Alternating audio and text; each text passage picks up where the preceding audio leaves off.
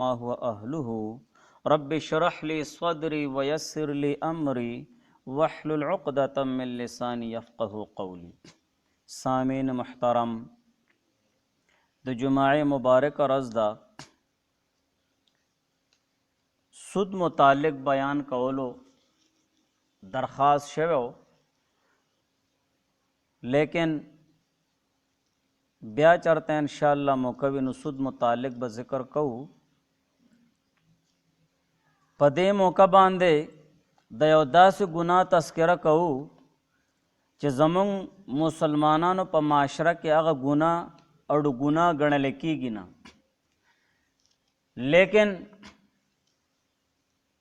सौ चुकड़े मोमिन मुसलमान नो हर मोमिन मुसलमान दा अल्लाह ताला ने यो सवाल खुसूसी कभी कि या अल्लाह ज़मू खातिमा प खैर सरा उकड़े, मर्ग प वक्त के राता कलिमा नसीब गर्जे और कलिमा शहादत राता नसीब गर्जे, देता द खैर खातिमा वही और खातिमा वही द दे खातिमे द पर दुआ कभी। लेकिन पखपल जन के मोमिन मुसलमान सदा से गुनाहों के मुब्तलाशी कि दा आखिरी खातिमा दा अगदा पारा खराब हो गर्जी कि मर्ग प वक्त के अगला कलिमा न नसीब की गया। ओम द दगी गुनाहों ने यो गुनाह चदन आगा बदनजरी दा पल नज़र गलत इस्तेमालोल ज़मुंग पदे माशरा के शरी हवाले सरा और तो कुरान और द हदीस प हवाले सरा बदनजरी पल नज़र गलत इस्तेमालोल ददी चदन डेर सख्त वईदात जिक्र शिवी दी और तरदी पूरे च दाय और दस बीमारी दा और दस गुनाह दा च मुसलसल कम मोमिन मुसलमान पदी गुनाह कौलो के मुब्तलावी न द आगे मोमिन मुसलमान आखिरी खातिमा चदन आगा प खैर सर न कीगी, बल्कि मर्ग प वक्त के कलिमा वर्ता न नसीब की गया। आगा कलिमा वाई लेकिन दाग जब बांधे चदन द कलिमे अल्फाज नाराजी और ज़मुंग पदे माशरा के दी गुनाह तड़ो गुनाह नन सबा गणले की गिना और दायो दास गुनाह दा च कला मोमिन मुसलमान पल नज़र बेबाक की और बेलगाम की और हर हक शिबा दे नज़र अचवी कम तरफ तज कुरान और हदीस मना कड़े दे नु दगी नज़र द वजह च दे किस्मा किस्म गुनाहुना और किस्मा किस्म तरीक़ों सरा बदकारियाने अग प वजूद के राजी दगे बदनज़री प वजह बांधे अग चदनो इंसान प बदकारों के और प गुनाहों के जदनो मुब्तलाशी ओम दग बदकारी दा च कम जाए के मोमिन मुसलमान पल नज़र इस्तेमाल की और बदनजरी की और मुसलसल अग बदनजरी कभी न पल जड़ के द गुनाह अग तुखम लगोल चदनो अग बदनजरी दया बस बदनजरी दियो कड़ायो दखपल गुनाह तुखम चदनो ता पखपल जड़ के ओला गोलो अग तुखम लब्या चदयो अगे गुनाह इंतहा तरह से दो द पारा द जना द बदकारे हद तरह से दो द पारा मुख्तलिफ गुनाहों न ब्यादा मोमिन मुसलमान चदन अग कभी और कुरान के अल्लाह जल्ल शानु फरमाई कुल लिल मुमिनीना यग़ुद्दू मिन अबसारिहिम जो फरमाया ए मोहम्मद सल्लल्लाहु अलैहि वसल्लम लिल मुमिनीना दे मोमिनान लरा यग़ुद्दू मिन अबसारिहिम चिट्टिट दे साथी दा खपल स्तरगे पस और टिट दे साथी और दा खपल स्तरगे और नजरुना वयखफज़ु फुरूजहुम और दखपलम शर्मगाहानो और दखपलो चदनो उ दगा कम सतर अंदामुन दियो दागी हिफाजत ते कवियो ज़ालिक अस्का लहुम और दादू द पारा द डेर पाकई खबर अदायो इन्नल्लाह खबीरुम बिमा यसनून और अल्लाह ताला ला खबर दे दागे टूल खबरो द हरकतुनो द अमलुनो और द कारुनो बिमा यसनून च कम द खलक कवियो। गोरा दे आयात के अल्लाह ताला दो खबर जिक्र करे यो अल्लाह ताला फरमायल कुल लिल मुमिनीना यग़ुज़्ज़ू मिन अबसारिहिम च मोमिनानो मुसलमानानो तो फरमाया च दुई द खपल स्तरगे टिट दे साथी वयखफज़ु फुरूजहुम और द खपल शर्मगाहानो दागी हिफाजत दे कभी दा दो खबर बुनियादी दी यो इब्तिदा अल्लाह ताला जिक्र करा और यो इंतहा अल्लाह ताला जिक्र करा। ابتدا کې کچره بد نظری نویو ويحفظ فروجهم نو زنابم نویو. کچره په ابتدا کې چې دنو بد نظری اختیار کیو نو انتهای چې دنو هغه څه شی ده زنا ده. د بد نظری هغه ابتدا ده او د بد نظری نتیجه او انتها څه شی ده هغه زنا ده. دواړه الله تعالی ذکر کړل، ابتدام الله تعالی ذکر کړه او انتهام الله تعالی ذکر کړه. ابتدان الله تعالی د مؤمن مسلمان په سترګو باندې یو چوکیدار او یو څوکیدار ولګولو چې په خپل سترګې چې دونه هغه ښکته ساتي او ټیټې ساتي چې تاسو نه بد نظري نه کیږي. بد نظري به نه کیږي نو زنا به نه کیږي، بد نظري به نه کیږي نو بدکاری به تانه نه کیږي. او د دې ابتدا او د انتها د بد نظري دا ابتدا شو او زنا چې دنو دا انتها شو. د دې مسک چې کومې خبرې دی هغه تعلق ساتل یا خبرې اترې کول یا چې دنو سلام کلام کول غیر محرم سره پردی زنانو سره داسې گپ شپ لګولو یا هغوی سره چې دی د هغوی متعلق سوچونه کول، دا ټول الله تعالی چې دنو ناجایز او حرام وګرځول. ابتدا هم شویو او انتها هم شویو، دواړه ناجایزه شو. د دې مسک چې کومې خبرې دي هغې ته مقدمات ویلی شي. شروع کې سړی چې دنو بد نظري وکړي نو ابتدا وشي، بیا سړی څه کوي، بیا به د خبرو کوشش کوي، بیا به سوچونه کوي. دا مقدمات د زنا دی او د بدکارۍ دی. هغه زنا او بدکارۍ طرف ته د تو لارې دي، هغه لارې م الله تعالی چې دنو بندې کړې. نو الله تعالی فرمایي چې تاسو خپل سترګې ټیټې ساتئ، یغضو ټیټې ساتئ او پس ساتئ. مطلب دا دی چې کوم شي طرف ته الله تعالی او د حضور علیه السلام د طرفه کوم شي طرف ته قتل ناروا او ناجایز او حرام دي د هغې نه خپل سترګې واړوئ، د هغې نه خپل سترګې بندې کړئ، د هغې نه خپل سترګې ښکته کړئ. ویحفظوا فروجهم او د خپلو شرمګاهانو چې دنو حفاظت وکوئ. څه مطلب دی؟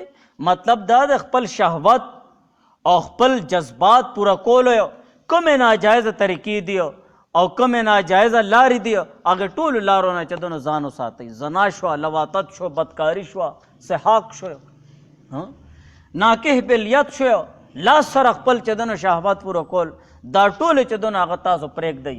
ویحفظوا فروجهم د خپلو شرمګاهانو چې دنو هغه حفاظت وکوئ. دویم ځای کې الله تعالی فرمایي یعلم خائنة الاعین وما تخفي الصدور. او الله تعالی له معلوم دی، الله تعالی په علم کې دی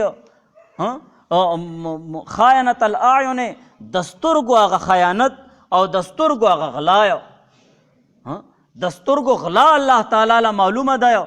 وما تخفي الصدور او څه چې تاسو په دې سینو کې پټوئ هغه هم الله تعالی له معلوم دي. کله کله بعضې خلک بد نظري کوي نو داسې نور خلک ولاړې که نه داسې غلې به ګوري چې دا خلک پوه نه شي چې یاره دی چې دونو بد نظري کوي، غلط ځای کې نظر اچوي. څنګه چې ورته نورو خیال شي نو لکه هغوی له دی دا شو کوي چې یاره زه بد نظري نه کوم. بعضې خلکو داسې دغه چشمې اچولي که نه ګوري به یو ځای کې او مخکینی به ګوري یاره دا خو چې دونو بل چاته ګوري دی هغه به بد نظري به کوي. یعلم خائنة الاعین الله تعالی له د سترګو خیانت او غلا هغه له چې دنو هغه الله تعالی له معلومه ده چې ته بې ځایه چې دنو نظر استعمالې. وما تخفي الصدور او په دې سینو کې چې څه پټوي نو هغه هم الله تعالی له معلوم دي. نو د دې شي نه چې دی د بد نظرۍ نه هغه ځان بچ کول پکار دي. بد نظري دومره مهلکه بیماري ده او دومره ظالمه ګناه ده چې دا مؤمن مسلمان د ډیرو نیکو اعمالو نه چې دونه هغه محرومه کړي. ابن جوزی رحمه الله تعالی په خپل کتاب تلبیس ابلیس کې ذکر کړی دی، د یو واقع ذکر کړی د ابو عبدالله ابن عجلا د یو عیسائی ښایسته عیسائی الګ طرف ته قتل، غور سره قتل. نو په دغه دوران کې چې دی ابو عبدالله بلخی رحمه الله تعالی تشریف راوړ، وی څه دي ځوانه؟ نو هغه ورته وی ابو عبدالله ابن عجلا چې حضرت دا وګوره څومره ښایسته ځوان دی، څومره ښایسته هلک دی، دی به سولې جهنم له ځي. نو ابو عبدالله بلخی رحمه الله تعالی دا ملا ورته داسې وټپوله او وی ویل ورته چې د دې بد نظرۍ اثر به ته وګورې وی د دې بد نظرۍ او د غلط نظر استعمالولو اثر به تو ګورې. دا ابو عبدالله ابن عجله دا حافظ ویو، د خپله وی 40 کاله پس ماله د هغې بد نظرۍ اثر معلوم شو چې ما نه قرآن هیر شو، قرآن رانه 40 کاله پس اثر معلوم شو. نو زما محترمو صرف د حافظ نه قرآن نه هیریږي، بلکې کوم انسان مومن مسلمان مسلسل بد نظری کوي، غلط ځای کې خپل نظر استعمالوي، د الله تعالی د حکم خلاف کوي او نظر استعمالوي، د هغه نه چې دی مونځ داسې هیر شي، قرآن ناظم ته نه هیر شي، حافظ نو قرآن ته نه هم هیر شي. شیخ زکریا صاحب رحم الله تعالی یو واقعه ذکر کړې ده. یو کس چې دنو مړ کېدو او هغه ویل چې کلمه ووایه، تلقین د کلمې ورته کولو، هغې زما په ژبه کلمه راځي نه یم. وی تا څه داسې ګناه کړی دی چې ستا په ژبه کلمه نه راځي؟ د الله بنده وی ماله یو ګناه مخه لکېږي چې زما دکان ته زنانه راغلې وه او هغې تولې اغشتی، نو ما هغې ته ډېر غور سره بد نظرۍ سره کتلي وو. دا د هغې ګناه اثر ماله ښکاري، ماله دغه ښکاره کېږي او زما په ژبه باندې چې دنو هغه کلمه نه راځي. نو بد نظري دا ډېر انتهایی مهلکه ګناه ده، او بد نظري دا د ګناه تخم لګول دی په زړه کې. بس بد نظري دی وکړی، بس تا په زړه کې د ګناه تخمه لګېدو، بیا هغې نه وروستو دا خو ابتدا شوی، انتها ته زنا طرف ته رسېدو دپاره بیا د دې تخم چې دی نو دی سیرابي کوي، رنګارنګ ګناهونه کوي، بدکاریانې کوي چې اوس به زه دې انتها له به څنګه رسمایم، څنګه به رسمایم؟ نو دا بدکاری او د ګناه تخم لګول دی په زړه کې. دا فارغه انسان چې دی نو د ده دا دماغ چې دی نو دا د شیطان ورکشاپ وي. په دې انسان په کوپړی کې چې دی نو 5 خانې دي. یو خانې ته ویلی شي خزانه، او هغې خزانې ته ویلی شي جدید دور کې سیونګ روم. انسان چې څه ګوري نو داسې سیو کېږي، هغې کې محفوظ کېږي. بیا چې کله دی ځان له کینی سوچونه کوي نو بس شیطان بیا چې دونه چینی او سټک راوالي، دا خو د هغه ورکشاپ دی نو سیونګ روم له اړم شي خزانې له چې څه محفوظ شوي، بس هغه غلط شیان ورته راوباسي. تا خو دا شی کتلو، یاره فلانې باز داسې ګناه داسې شی مې کتلی و که نه، داسې جنۍ مو کتلی وه، داسې ډرامه مو کتلی وه، داسې فلم مو کتلی و، دا شی مو کتلی و. بس د هغې سوچونه هغه شروع کړي، دا ټول ناجاز او حرام دي، د هغې سوچونه شروع کړي. ما مخکې هم دا خبره ویلې وه، یو سړی دی او د هغه ښځه وفات شوی، د ښځې د وفات سره چې دی نو د نکاح تعلق ختم شوی، دا سړی د ښځې دپاره اجنبي شوی، بغیر د پردې نه خپلې ښځې له دی اوس لاس نشي لګولی. چې د ښځې محارم موجود وي، رونه موجود وي، ترونه یې وي، ماماګانې وي، هغوی به یې قبر ته به یې کوزوي. ډېره مجبوري وي، څوک نه وي او ضرورت پیش شي، نو دا خاوند چې دی نو لاس لګولی شي، ځکه چې هلته کفن چې دی نو میس کې چې دی نو حایله دی، ورنه بغیر د پردې نه دې ښځې له لاس نشي لګولی. او د هغې د مرګ نه وروستو چې کوم ازدواجي تعلق د دې ښځې او د خاوندو، دا خاوند د خپلې ښځې د مرګ نه وروستو د هغې سوچ نشي کولی، د هغې تصور نشي کولی، ځکه دا سړی د هغې ښځې په حق کې چې دونه هغه څه شي اجنبي شي. بهرحال بدنظري او داسې ګناه ده چې د دې نه سترګې نه مړېږي. که ټوله ورځ نه ټول عمر یو مومن مسلمان بدنظري دې کوي، هزارها جنکۍ او ښځې ګوره او بدکاریانې ګوره، د دې نه سترګې نه مړېږي. او دغه شانتې دا بدنظري چې ده نو دې سره د الله تعالی غیرت په جوش کې راځي. ځکه حضور پاک صلی الله علیه وسلم فرمایي انا غیورن، چې زه غیرتمند یم. حضور علیه السلام فرمایي والله اغیر مني، او الله تعالی مانه زیات غیرتمند ذات دی. او بیا حضور علیه السلام فرمایي چې حرم الفواحش ما ظهر منها وما بطن، او الله تعالی د خپل غیرت د وجې د ډیر زیات غیرتمند کېدو د وجې څومره برایانې دي، څومره غلط کارونه دي، څومره ګناهونه دي، هغه الله تعالی حرام کړل. وما ظهر منها وما بطن، او کم چې د دې ګناهونو نه ښکاره دي هغه هم الله تعالی حرام کړل، او کم چې د دې نه هغه پټ دي نو هغه هم الله تعالی حرام کړل. نو زما محترمو دا بدنظري چې دی دا ډیره انتهایی مهلکه بیماري ده او ډیره غټه ګناه ده. بس اوقات مومن مسلمان په خپل ژوند کې د ایمان نه خلاصوي.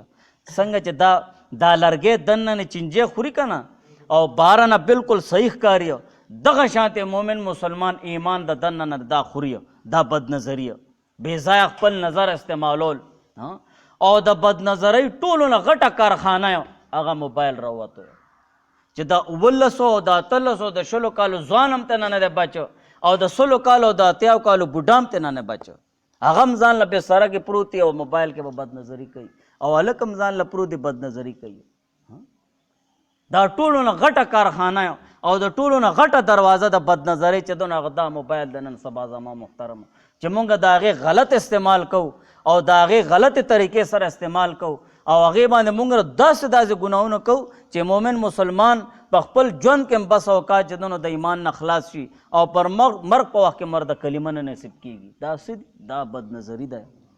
دا د دې بد نظرۍ د وجې چې مونږ دې بد نظرۍ له دومره فروغ او دومره چې دنو دغه ورکړی چھوټ ورکړی چې کوم یو شی خرڅېږو نو په هغې باندې د جنۍ تصویر وي.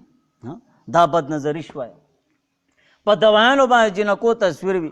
ستا کمره کې که دوایان پرتې دي هغې باندې تصویر لګېدلی دی په هغې کې مونځ کې په هغې کمره کې ستا مونځ مکرې تحریمي دی. مونځ خو به د فرض خو به د ادا شي خو فرض چې کومه درجه کې ادا کول په کار دي په هغه درجه کې به نه وي. ګناهګاره شو ورسره مکرې تحریمي تا مونځ وکړو. نن سبا زمونږ په دې معاشره کې مونږ خپله چې دنو دې شي له خوشحالېږو که نه.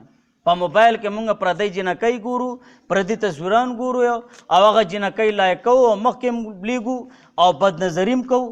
په یو وخت کې یو تصویر له سړی ګوري څومره ګناهونه وکړي څومره ګناهونه هغه وکړي څومره ګناهونو پیټې په خپل سر باندې واخلي. نو زما محترمو مونږ له د دې فکر کول پکار دی او حضور پاک صلی الله علیه وسلم فرمایي بد نظري کوونکی چې دنو هغه هم ملعون دی لعنت پې کړی شوی. د لعنت خپل احکام دي. لعنت څه ته وایي؟ د الله تعالی د رحمت نه لرې کېدل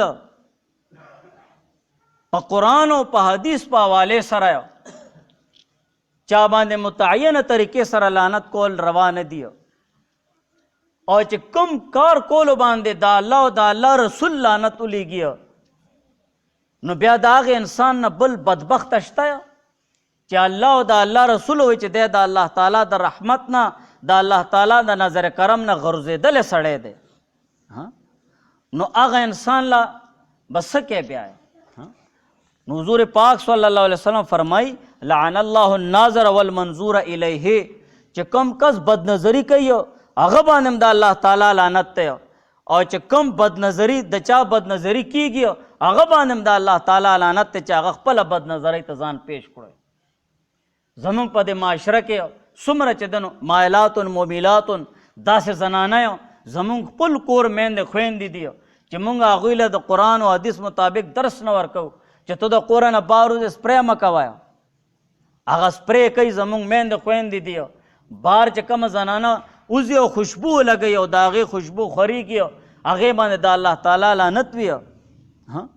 هغه سرخی پوډرو کې د هغې خوشبو وي حالانکه په حدیثو کې د ښځو خوشبو ځان له شی دی او د سړو خوشبو ځان له شی دی. نو مایلاتن مومیلاتن دا بعضې ښځې مایله کېږي او ځان طرف ته مایله کوي هم سړي نو دواړو باندې د الله تعالی چې دونه هغه لعنت وي. نو زما محترمو دا ډیره سخت او سنګینه ګناه ده که مونږ موبایل هم استعمالو د خپل اولاد هم فکر کول پکار دی. صرف دا نه دی چې اولاد پیدا کول دي بلکې د اولاد د پیدا کولو مقصد دا دی چې دا اولاد ما دپاره په دنیا او په آخرت کې د خیر ذریعه وګرځي. هغه اولاد تا دپاره په دنیا او آخرت کې د وبال ذریعه وګرځي نو څه فایده شوه؟ د انبیاو طریقه اختیار کړي چې نیک اولاد پیدا کول او نیک نیت سره د هغې تربیت کول چې بچې ته خو دا موبایل استعمالې تاله د دې موبایل ضرورت دی خو بچې د دې استعمال صحیح کوه ستا به ډېره غټه مهرباني به ما باندې به د احسان وي.